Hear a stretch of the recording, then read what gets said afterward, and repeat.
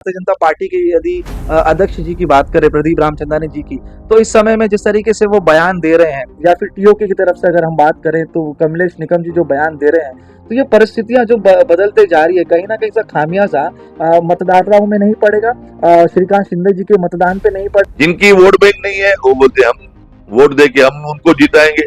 अरे पिछले साल किधर गए थे, उसके 5 साल पहले किधर गए थे, उसके 5 साल किधर गए थे। लेकिन दूसरे लोग जंप दे रहे हैं, हम कुछ क्रेडिट खावे, हमारे वजह से जीतेंगे, हम ये करेंगे, हम वो करेंगे। आज पहले भी श्रीकांत शिंदे जी ने किसी और के वोटों से जीता है क्या? पहले भी बीजेपी सेना के वोटों से जीते हैं। किसी भी दल की या फिर किसी भी पार्टी की बात कर ले तो जब अपने कार्यकाल में रहे, अगर नगर सेवक या फिर नगर पालिका के समय में देखें तो उन्होंने जो परिस्थितियों में सुधार नहीं लाया, तो ये खामियाजा कहीं ना कहीं भुगतना पड़ सकता है आने वाले समय में, क्योंकि काम ही नहीं हुआ है तो जनता से किस हिसाब से जो है वोट मांगा जाएगा कि है। इससे जो है आप भी कहीं ना कहीं रूबरू हैं। अगर हम पहले जाए तो ये देखने को मिला था कि जो आज गठ जो कि दल साथ में है, भारतीय जनता पार्टी हो या फिर आरपीआई हो, कुछ समय पहले जो है इन्हीं की निधि को लेकर, विकास निधि को लेकर ही जो है सवाल कर रहे थे, आरोप लगा रहे थे। और साथ ही साथ कई लंबे समय से भारतीय जनता पार्टी की भी ये इच्छा रही कि कल्याण लोकसभा कहीं ना कहीं उनके खाते में आए, कि आपस में ही जो है अंदरूनी लड़ाई चल रही है। कैंप 4 से भी अगर देखा जाए तो गणपत गायकवाड़ जी की भी जो है परिस्थितियों में जो है सवाल उठ रहा है, समर्थन किस तरीके से हुआ, क्या होगा। भारतीय जनता पार्टी आपस में फूट लड़ रही है, आपस में लड़ रहे हैं, जिसकी वजह से सेना वाले को वोट नहीं मिलेंगे या 4 नंबर में वोट नहीं मिलेंगे। कैंप क्रमांक 4, 5 और कई जगहों की परिस्थितियां ऐसी है कि जो जहां पे लोग आज भी जूझ रहे हैं। डंपिंग ग्राउंड की परिस्थितियों से 5 नंबर पूरी तरीके से क्षतिग्रस्त है। रास्तों की हालत कई जगहों पे खराब है, आज धूल मिट्टियों में है।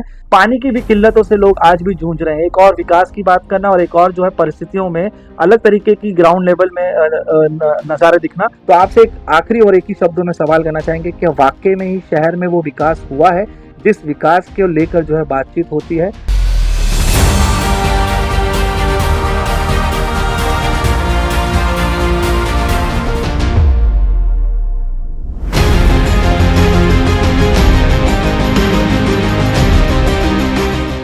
लोकसभा चुनाव शुरू है और इस तरीके से आप देख रहे हैं कि लोकसभा चुनाव के चलते जो कि माहौल है, जो कि परिस्थितियां हैं, वो जिस तरीके से दिन ब दिन करीब आते जा रहे हैं मतदान के, तो उसको लेकर गर्मा-गर्मी बढ़ते जा रही है। और ऐसे में जो तस्वीर आप सोशल मीडिया में भी देख रहे हैं कि अब ये देखने को मिल रहा है कि समर्थन देने के बाद आपस में ही कहीं न कहीं जो समर्थन पार्टियां हैं, जो समर्थक जो दल है, वो आपस में जो है भिड़ते हुए नज़र आ रहे हैं। ऐसे में इसके बारे में आज हम खुल के चर्चा करेंगे। हमारे साथ आमदार कुमार ऐलानी जी मौजूद है, क्योंकि यदि बात करेंगे तो लोकसभा चुनाव को लेकर जिस तरीके से श्रीकांत शिंदे को एक तरफा से जो कि बिना शर्तों के कई दल जो है समर्थन दे रहे हैं, तो वहीं कहीं न कहीं सवाल अब ये उठने लगा है कि भारतीय जनता पार्टी और साथ ही साथ टीओके कहें या फिर कालानी परिवार कहें या फिर अन्य दल कहें, जो कि एक-दूसरे के विरोध में ही अब खड़े होते हुए नज़र आ रहे हैं। तो इसका जो है कहीं न कहीं असर लोकसभा चुनाव में मतदान में किस तरीके से पड़ेगा, उसको लेकर जो है आज हम चर्चा करेंगे। कुमार ऐलानी जी हमारे साथ मौजूद है। तो सबसे पहले तो बात करेंगे हम इस चीज़ को लेकर कि जिस तरीके से सभी लोग एक साथ हैं और विकास की नीति को लेकर जो है जो है वोट को माँगा जा रहा है, या फिर विकास की नीति को लेकर ही जो है इस चुनाव में लोग मतदान करें और देखकर ही जो है उस तरीके से परिणाम सामने आएँगे। लेकिन अगर परिस्थितियों की बात करें तो परिस्थितियाँ जो है ज़मीनी स्तर में आप भी जानते हैं कि किस प्रकार से है। कई मुद्दे जो हैं वो हल नहीं हो पाए हैं, कई मुद्दे जो हैं शहर में आज भी लोगों के लिए जी का जंजाल बने हुए हैं। सड़कें जो बननी है, आने वाले समय में समय लगेगा डेवलपमेंट को भी, लेकिन कई परिस्थितियाँ ऐसी है, डंपिंग ग्राउंड की समस्या है, जो कि इतने सालों से हल नहीं हुई। वहीं पे अगर बात करें, पानी की भी किल्लतों से लोग आज भी जूझ रहे हैं। एक और विकास की बात करना और एक और जो है परिस्थितियों में अलग तरीके की ग्राउंड लेवल में नज़ारे दिखना। तो इन चीज़ों को लेकर किस तरीके से जो है मतदाताओं तक पहुँचेंगे, किस तरीके से उनसे जो है वोट माँग पाएँगे, ये जानना चाहेंगे? देखिए, भारतीय जनता पार्टी हमेशा अपने बलबूते पे उनका जो मेथड है इलेक्शन में, हम बूथ प्रमुख से लेके शक्ति प्रमुख, हमारे पेज प्रमुख, मंडल अध्यक्ष, सेक्रेटरी, जनरल सेक्रेटरी, अध्यक्ष, आज मैं आमदार हूँ। हम अपने सिस्टम से, जो पार्टी का आदेश है उस सिस्टम से हम चुनाव लड़वाते हैं। हम अपना काम, भारतीय जनता पार्टी अपने स्टाइल से काम करती है कि घर घर जाना, घर घर जाके वोट मांगना और हमारा जो मैनिफेस्टो है उन तक पहुंचाना। प्लस से उसके अलावा हमने इतने चुनाव लड़े हैं, हमारी नेशनल पार्टी है, सबसे बड़ी पार्टी आज भारतीय जनता पार्टी है पूरे देश में। उनका अपना सिस्टम है। और आज हम इंडिया में सब साथ में है, बीजेपी, सेना, एनसीपी, अजीत दादा और मनसे, आरपीआई, पांच पांच पक्ष साथ में है। तो हम अभी सभी लोग मिलके चुनाव साथ में लड़ रहे हैं और हमारा लक्ष्य है आदरणीय हमारे खासदार श्रीकांत शिंदे जी को उल्लासनगर से हाईएस्ट लीड देना। आज उनके लोकसभा में 6 विधानसभा सीटें हैं, जिसमें से हमने टारगेट किया है कि उल्लासनगर में से हम सबसे ज्यादा लीड उनको देंगे। हमारा पूरा प्रयास है कि हम उनको उल्लासनगर से ज्यादा में ज्यादा सीट दिला के, वोटिंग दिला के उसको मजबूत करें।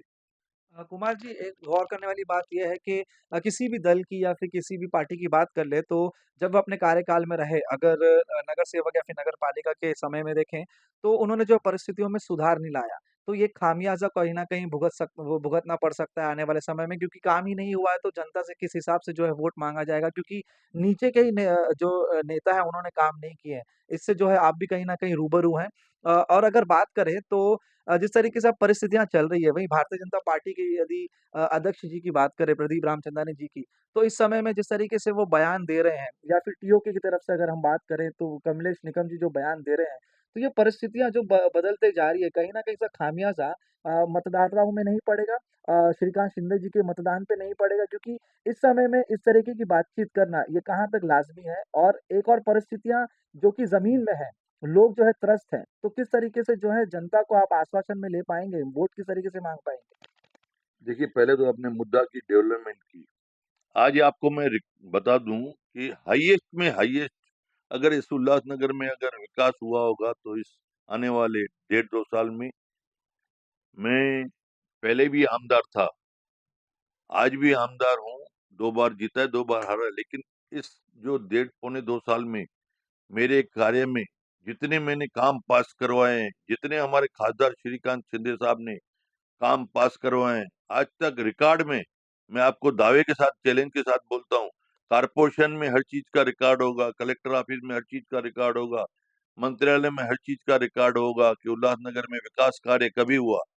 ये 1.5 पौने 2 साल में जब से हमारी बीजेपी, सेना, एनसीपी की सत्ता आई है, तब से इस उल्लासनगर में 450 करोड़ रुपया अंडरग्राउंड ड्रेनेज के लिए सैंक्शन किया, 250 करोड़ रुपया पानी के लिए अभी प्राइवेटली सैंक्शन किया है कि उल्लासनगर में वाटर सप्लाई का ऑन सोर्स बनावे, 200 करोड़ रुपया रोड के लिए दिया, जो 4, 5 नंबर, 3 नंबर में रोड के कार्य चालू है। आज हर एक नगर सेवक को 1-1 कोटी उन्होंने स्पेशल सैंक्शन करवाया। उसके अलावा आज मुझे गार्ड बनाने के लिए पैसा, हर वार्ड के लिए मुझे, हर झोपड़पट्टी को डेवलप करने के लिए फंड्स दिए हैं। मेरा पूरा प्रयास चालू है पूरे उल्लासनगर में विकास कार्य करना, जो कभी भी नहीं हुआ था वो अब कर रहे हैं। अभी हर एक गार्डन के लिए मुझे फंड दिए हैं। आचार संहिता लगने की वजह से मैं कुछ काम नहीं भी कर पा रहा हूँ, जैसे ही आचार संहिता पूरी हो जाएगी, आज तीनों गांव में, मारल, वरप, कांबा, तीनों गांव के विकास कार्य के लिए मुझे फंड सरकार ने दिए हैं, मैंने अपने आमदार निधि वापरी है। आज जो कार्य आप जो सोच रहे हैं विकास कार्य, मैं आपको दावे के साथ बता रहा हूँ कि आने वाले समय में आप कहेंगे, अभी देखिए, जो अंडरग्राउंड ड्रेनेज आज कल्याण अंबरनाथ रोड के लिए मैंने 60 करोड़ सेंक्शन करके रखा है, अभी तक मैंने काम भी नहीं चालू किया है। उसका जैसे ही अभी अंडरग्राउंड ड्रेनेज का पाइपलाइन आएगा, उसके बाद में उसके कार्य शुरू होंगे। बहुत से कार्य कारपोरेटरों ने, जिन्होंने 1-1 कोटी जिनको फंड मिला है, उन्होंने कार्य शुरू नहीं किया है, बिकॉज अब हम लोग वेट कर रहे हैं अंडरग्राउंड जो पाइपलाइन हो जावे तो उसके ऊपर रोड बोर्ड बनावे। मैं अब जो आपको बता देता हूँ, विकास कार्य आने वाले समय में भी दिल से होगा। अब शहर में ऐसा कोई कार्य, प्लस उसके अलावा आपने देखा उल्लासनगर में जो सब लोग बोल रहे थे कुमार अलानी जीआर कापी नहीं लेके आएगा, धोखाधड़ी बिल्डिंग का, इसको रीडेवलपमेंट ना होगी, इसमें ऐसा होगा वैसा होगा, रोज सुन सुन के आखिर सरकार ने जीआर भी लाई, धोखाधड़ी बिल्डिंग को रीडेवलपमेंट के लिए आज परमिशन भी मिल गई, हर चीज हो रहा है।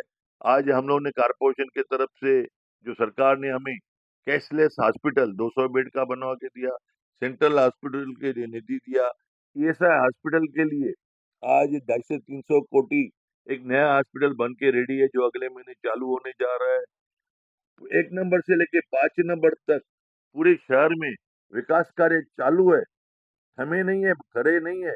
आज सब जगह पे आपने देखा योगा सेंटर हमने गोल मैदान पे बनाया।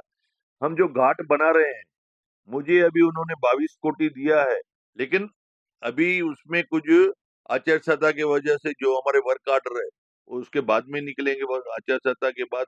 लेकिन आज हमारा उल्लासनगर में 19 एकड़ में जब ये घाट बन के तैयार हो जाएगा, जो गणपति घाट है माता जागरण की, माता रानी के लिए, झूलेलाल हमारा भराने के लिए, जो लोग कल्याण जाते थे गणपति विसर्जन के लिए, वो आज हमारे इंटेला के जो घाट है वहां पे आदमी विसर्जन करेंगे। प्लस उधर बच्चे लोग के लिए हमने एंटरटेनमेंट की सुविधा रखी है, बड़ों के लिए स्पोर्ट्स की सुविधा रखी है, सीनियर सिटीजन के लिए बैठने के लिए अलग से प्रोग्राम रखा है।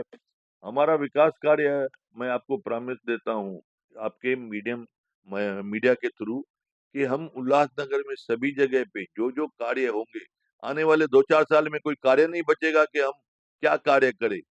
आपको मैं विश्वास देता हूँ। कुमार जी, जिस तरीके से आपने बताया कि जो है उल्लासनगर कैंप क्रमांक 2, 3 और 1 जो कि आपके क्षेत्र पड़ते हैं और जो ग्रामीण इलाका मारल पड़ता है, वहाँ पे विकास काम किए। लेकिन शहर के मतदाता जो है शहर भर के रहेंगे क्योंकि मतदान जो है पूरे शहर भर से होना है।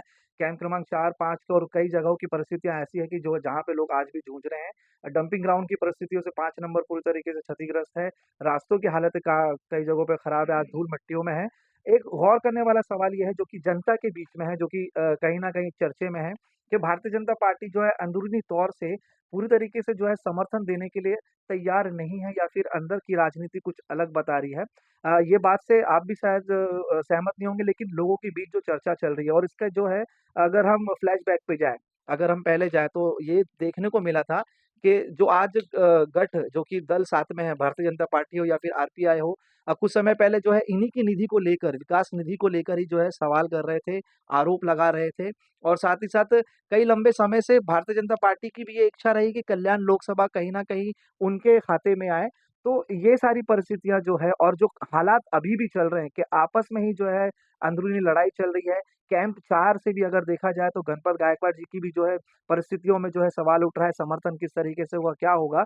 एक आप ही हैं जो कि पूरी तरीके से ज़ोर लगा रहे हैं, लेकिन बाकी भारतीय जनता पार्टी के जो है पदाधिकारियों में या फिर ब नेताओं की यदि बात करें तो नदारद नज़र आ रहे हैं।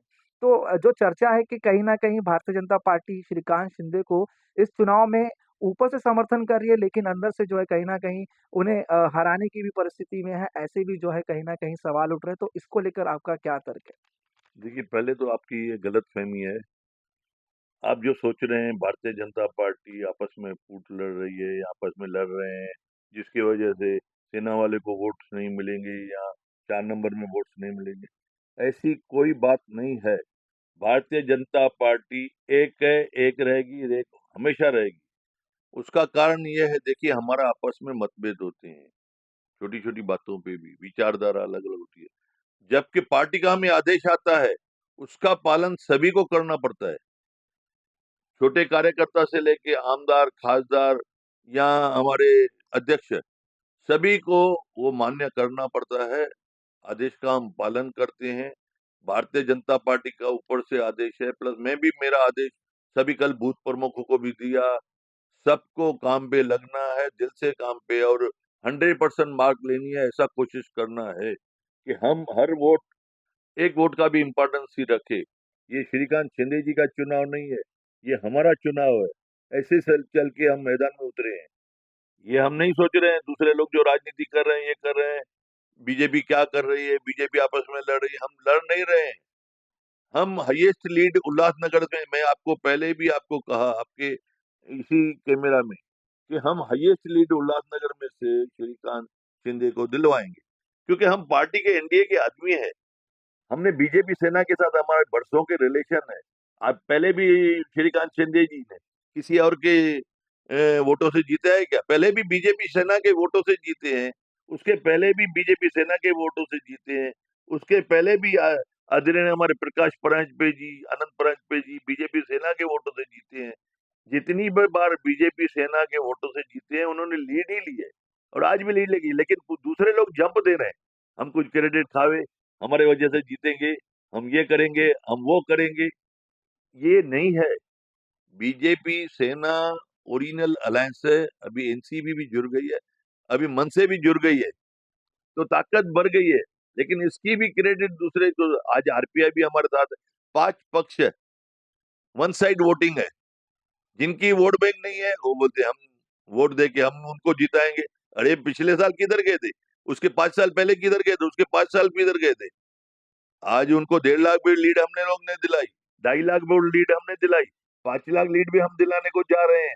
लेकिन अभी उनको ऐसा लग रहा है कि इसका थोड़ा बहुत हम डैमेज सामने वाले को दिखा के क्रेडिट हम खावे। बात वो है। बाकी मैं आपको प्रॉमिस करता हूँ, हाईएस्ट लीड हम उल्लासनगर से श्रीकांत दिलाने शिंदे साहब को दिलाने की पूरी प्रयास करेंगे।